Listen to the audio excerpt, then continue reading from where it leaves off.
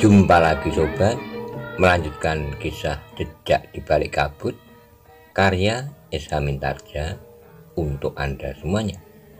Selamat menikmati, salam sejahtera dan bahagia untuk Anda sekeluarga. Salam budaya.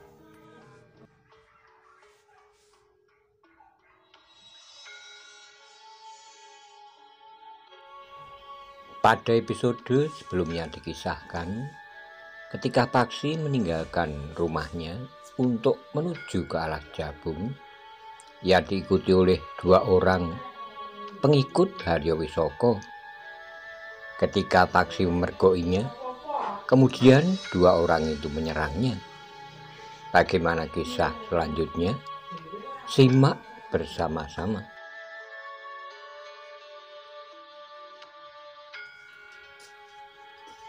Menyerahlah, desis Paksi kemudian.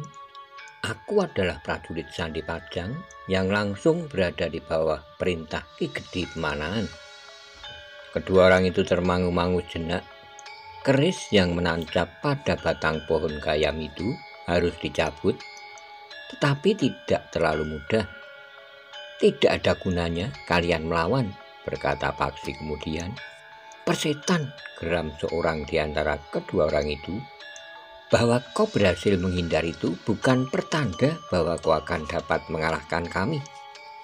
Paksi tertawa, katanya, kalian tentu tidak ingin mati di sini.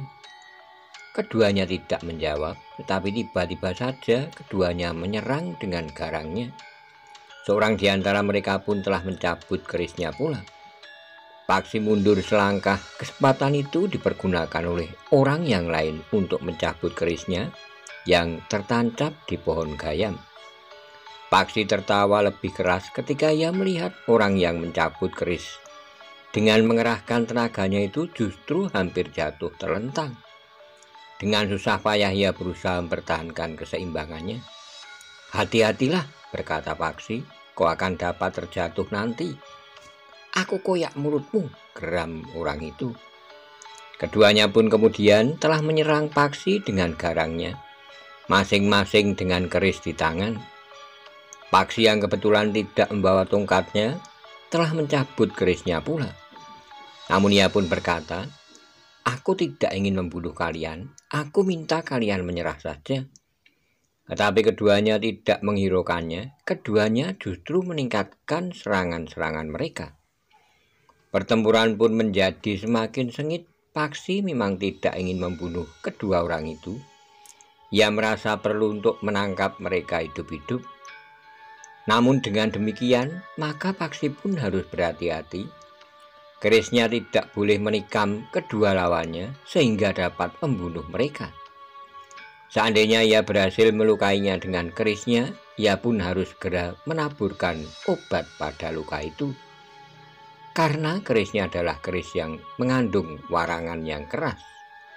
Jika ia terlambat, maka orang yang terluka oleh kerisnya itu pun akan mati. Ternyata kedua orang pengikut Haryo Wisoko yang ditugaskan mengawasi rumah Ki Tumenggung Sarpo Biwodo itu juga bukan orang kebanyakan. Keduanya juga memiliki kemampuan olah kanuragan, sehingga dengan demikian maka Paksi pun tidak mudah menundukkan mereka tanpa membunuh. Tetapi Paksi pun tidak mau terbunuh pula. Pertempuran itu semakin lama menjadi semakin sengit. Namun kedua orang pengikut Haryo Wisoko segera terdesak. Sulit bagi mereka untuk dapat mengimbangi kemampuan Paksi. Dalam pada itu, ketika pertempuran itu menjadi semakin seru, maka orang yang tinggal di rumah sebelah mulai mendengar keributan. Kedua orang yang akan membunuh Paksi itu kadang-kadang memang berteriak untuk menghentakkan tenaganya. Mula-mula orang yang tinggal di rumah sebelah mendengarkan dari balik dinding halaman rumahnya suara apakah yang terdengar ribut di pinggir jalan di depan rumahnya itu. Kemudian ia pun mulai menjenguk dari balik pintu regol halaman rumahnya.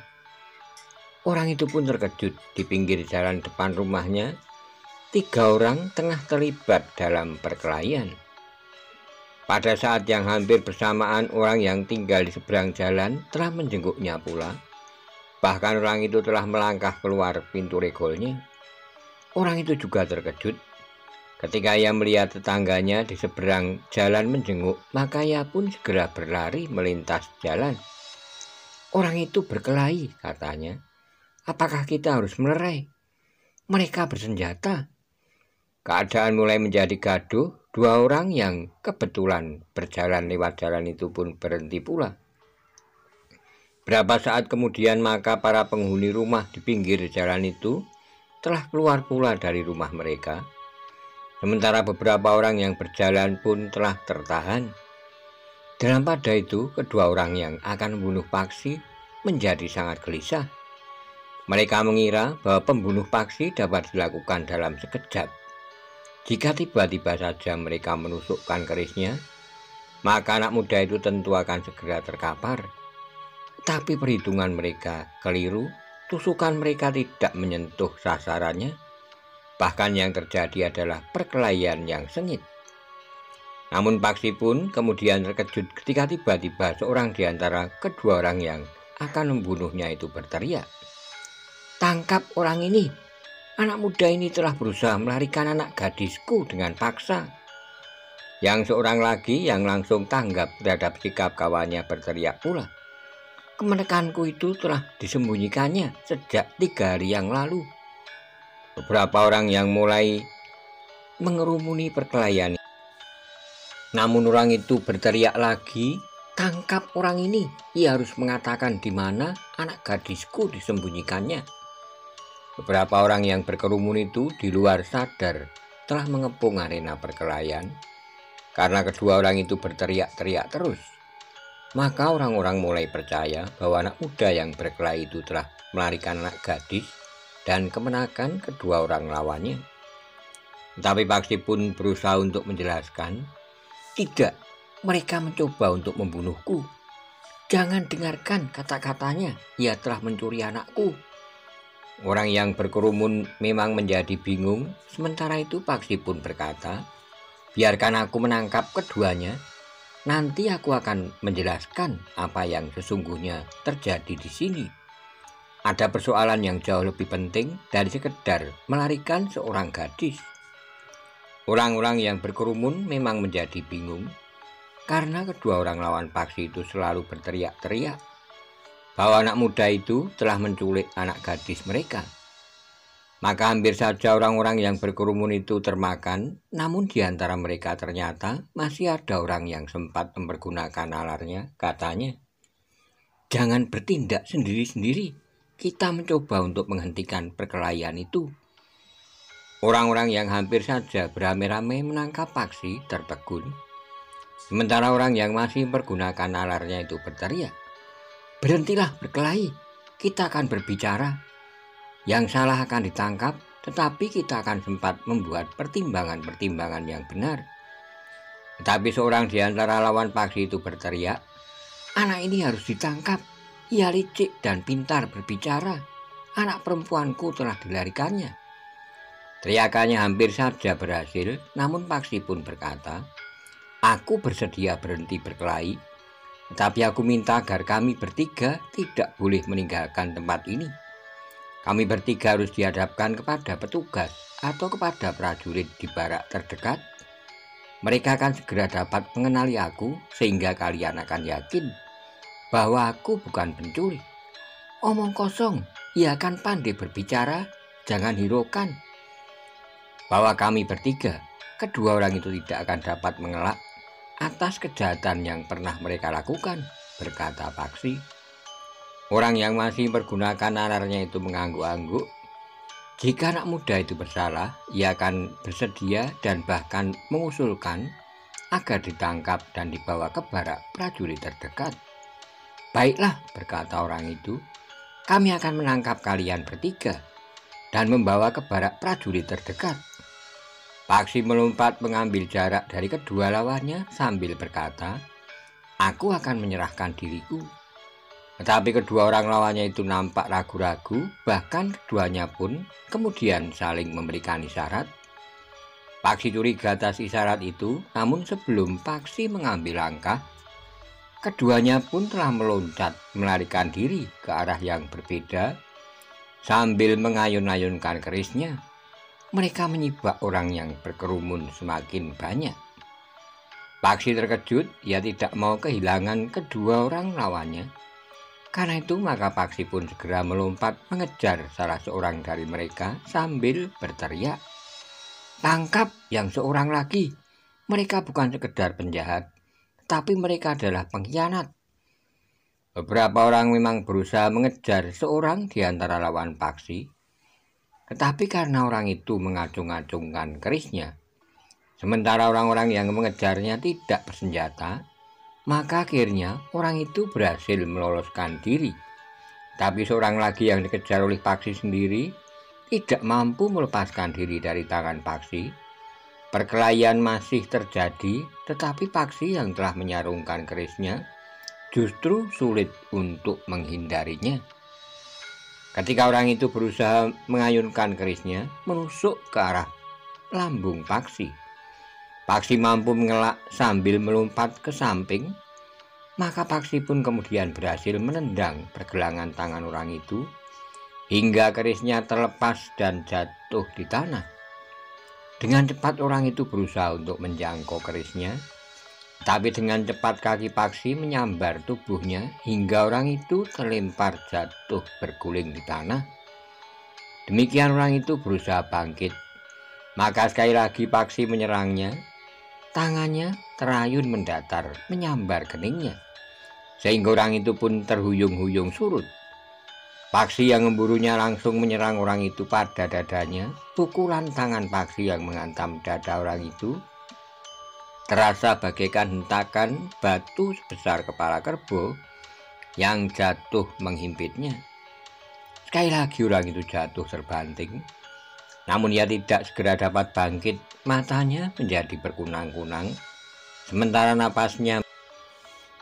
Paksi membiarkan orang itu yang dengan kesulitan memaksa untuk berdiri tegak.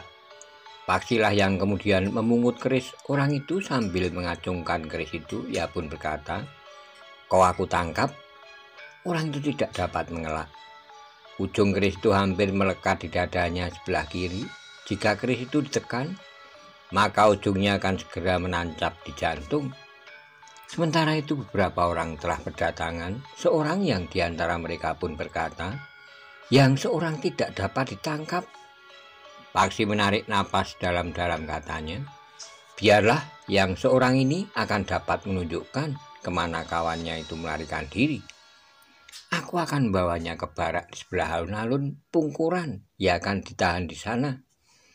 Barak itu adalah barak pasukan khusus yang baru pulang dari perburuannya untuk mencari Haryo Wisoko.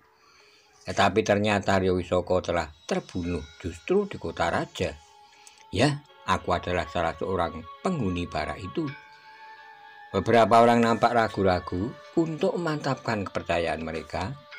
Maksa Paksi pun berkata, "Marilah kita bawa orang ini ke sana." Memang ada di antara orang-orang itu yang kurang percaya bahwa Paksi akan membawa orang yang telah ditangkapnya itu ke barak di sebelah alun-alun Pungkuran. Karena itu maka beberapa orang pun telah mengikuti Paksi yang menggiring orang itu. Di sepanjang jalan, iring-iringan kecil itu memang menarik perhatian. Tetapi tidak seorang pun di antara orang-orang yang ikut membawa orang yang ditangkap Paksi itu ke barak prajurit di sebelah alun-alun Pungkuran dapat memberi penjelasan. Jika ada orang yang bertanya-tanya kepada mereka, "Kami kurang tahu, orang itu akan dibawa ke barak prajurit di sebelah alun-alun Pungkuran. Orang itu tentu bukan sekedar pencopet di pasar," desis seseorang. "Kenapa?" bertanya kawannya. "Barak itu untuk sementara dihuni oleh pasukan khusus. Jika orang itu dibawa ke sana, tentu ada hubungannya dengan persoalan-persoalan yang gawat yang menyangkut ketenangan Padang." Kawannya mengangguk-angguk. Sebenarnya lah Paksi memang membawa orang itu ke barak pasukan khusus di sebelah alun-alun Pungkuran. Namun yang tidak terduga itu telah terjadi.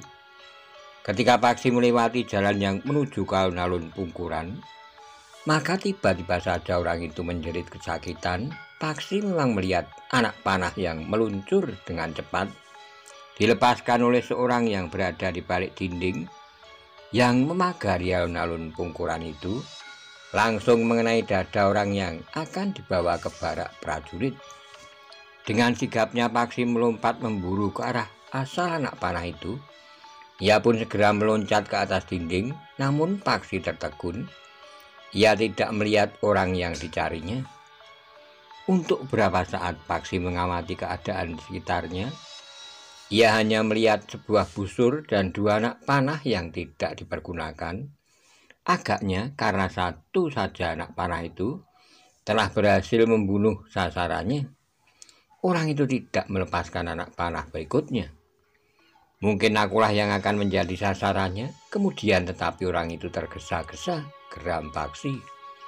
Dalam pada itu beberapa orang telah mengerumuni orang yang terkena panah di dadanya. Namun agaknya orang itu sudah tidak akan dapat tertolong lagi. Napasnya pun tinggal satu-satu. Meskipun ia masih sempat mengerang, namun kemudian ia pun terdiam. Orang-orang yang mengerumuni sama sekali tidak mengerti apa yang sebenarnya telah terjadi. Namun Paksi yang kemudian kembali mendekati orang yang terkena panah itu harus menahan kemarahan yang mengentak di dadanya. Tetapi orang itu sudah mati. Paksi yang jantungnya bergejolak itu pun kemudian berkata kepada orang yang berkerumun, "Siapa yang mau membantu aku untuk pergi ke barak itu?" Orang-orang itu termangu-mangu. Sementara itu Paksi pun berkata, "Aku tidak dapat pergi sendiri. Aku harus menunggui orang yang terbunuh ini. Meskipun ia sudah mati, tetapi tubuh ini akan menjadi bukti perbuatan sekelompok orang yang tidak bertanggung jawab. Apa yang harus kami lakukan jika ada di antara kami yang bersedia pergi ke barak itu?" bertanya seorang anak muda. "Hanya melaporkan apa yang telah terjadi kepada Raden Sutawijaya atau kepada Pangeran Benowo." "Raden Sutawijaya atau Pangeran Benowo? Apakah salah seorang di antara kami akan dapat menghadap salah seorang dari keduanya?" "Laporkan saja kepada petugas di Regol untuk menyampaikan kepada Raden Sutawijaya atau Pangeran Benowo. Katakan bahwa aku berada di sini, namaku."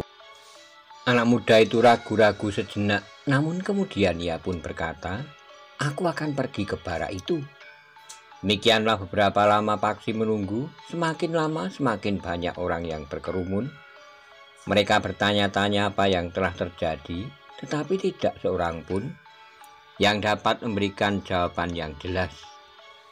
Namun beberapa saat kemudian, beberapa orang berkuda mendatangi tempat itu. Mereka pun kemudian menyibak orang-orang yang berkerumun di sekitar tubuh yang terbaring dengan panah menancap di dadanya. Dua orang di antara mereka adalah Raden Sutawijaya dan Pangeran Benowo.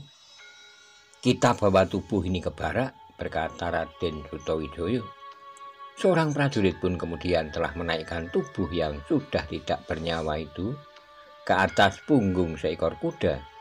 Kemudian menuntun kuda itu ke barak diiringi oleh beberapa orang prajurit yang lain. Paksi kemudian berkata kepada orang-orang yang berkerumun, "Aku mengucapkan terima kasih atas kesediaan kalian membantu." Orang-orang itu saling berpandangan. Ternyata anak muda itu tidak berbohong bahwa ia memang salah seorang penghuni barak pasukan khusus. Bahkan anak muda itu nampak begitu akrab dengan Raden Sutawijaya dan Pangeran Benowo. Apalagi orang-orang yang hampir saja termakan oleh teriakan-teriakan dua orang yang bertempur melawan anak muda itu. Seandainya mereka benar-benar berusaha menangkapnya dan memukulinya, maka anak muda itu tentu tidak akan berdiam diri. Beberapa orang di antara mereka tentu akan menjadi korban. Kemudian kemarahan para prajurit dari pasukan khusus itu akan dapat menjadi bencana bagi mereka. Sejenak kemudian, maka Paksi minta diri kepada orang-orang yang masih berkerumun. Katanya kemudian, "Sekarang aku persilahkan kalian meninggalkan tempat ini. Sekali lagi terima kasih. Jika kalian melihat atau mengalami sesuatu yang terasa ganjil, hubungi aku, Paksi. Atau jika besok aku meninggalkan barak itu, hubungi prajurit Pajang dimanapun. Orang-orang yang berkerumun itu berdiri termangu-mangu. Mereka kemudian memandang Paksi yang melompat ke punggung seekor kuda yang diberikan oleh seorang prajurit kepadanya. Sementara prajurit itu pun berjalan kaki menyusul kawannya yang menuntun kuda, yang di punggungnya diletakkan mayat orang yang terbunuh oleh panah yang dilepaskan oleh orang yang tak dikenal.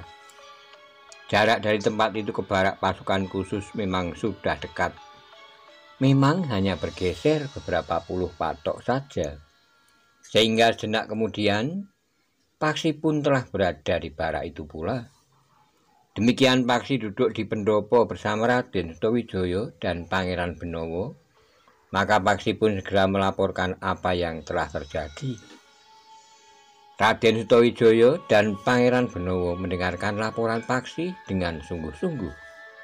Demikian Paksi selesai menyampaikan laporannya, maka Pangeran Benowo pun berkata, "Aku kagumi kesetiaan para pengikut Haryo Wisoko.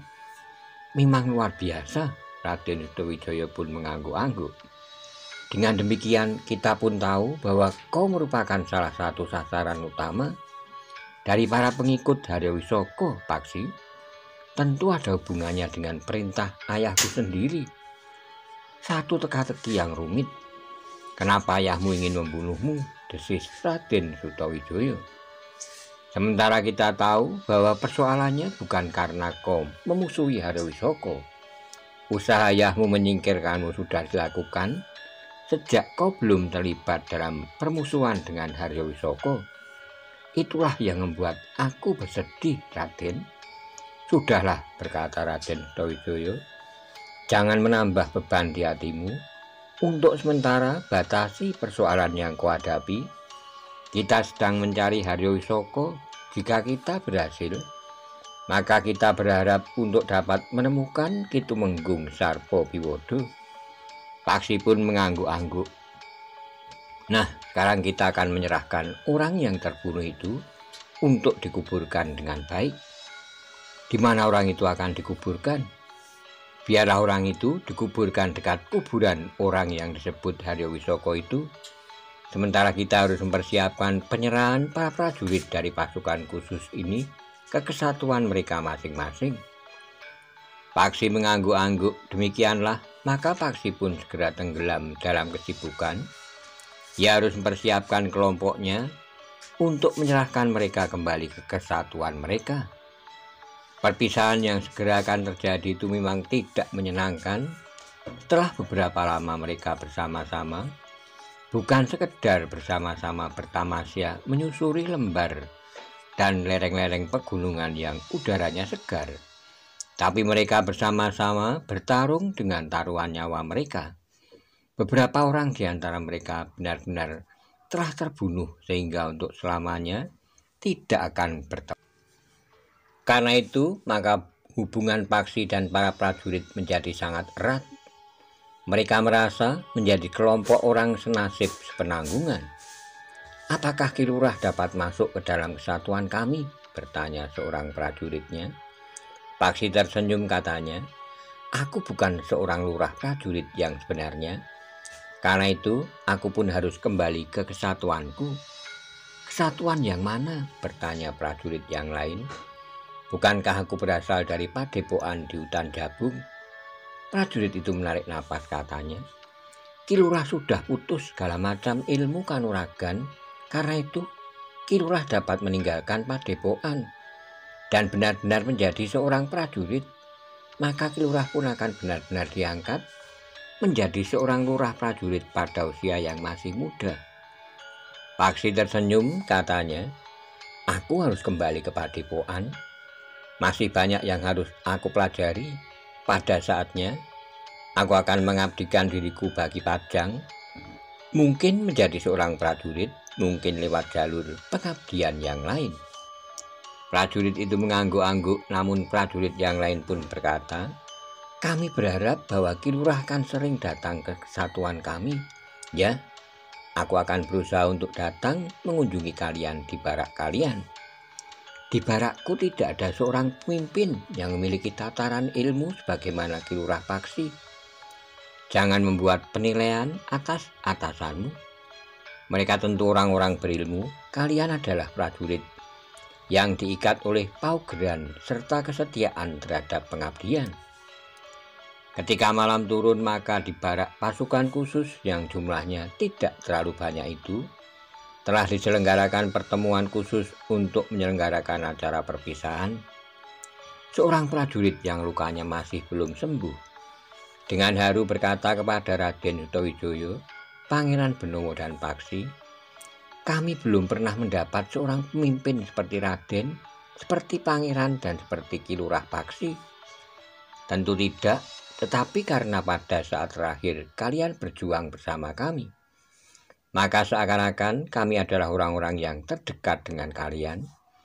Tetapi aku minta bahwa kalian akan dapat kembali pada suasana semula di kesatuan kalian, berkata Raden Sutawijaya. Sementara itu Pangeran Benowo pun berkata, keberadaan kami di antara kalian jangan sampai merusakkan kesetiaan kalian kepada paugeran bagi seorang prajurit yang harus kalian taati. Aku adalah Pangeran Benowo, putra Kanjeng Sultan Pajang.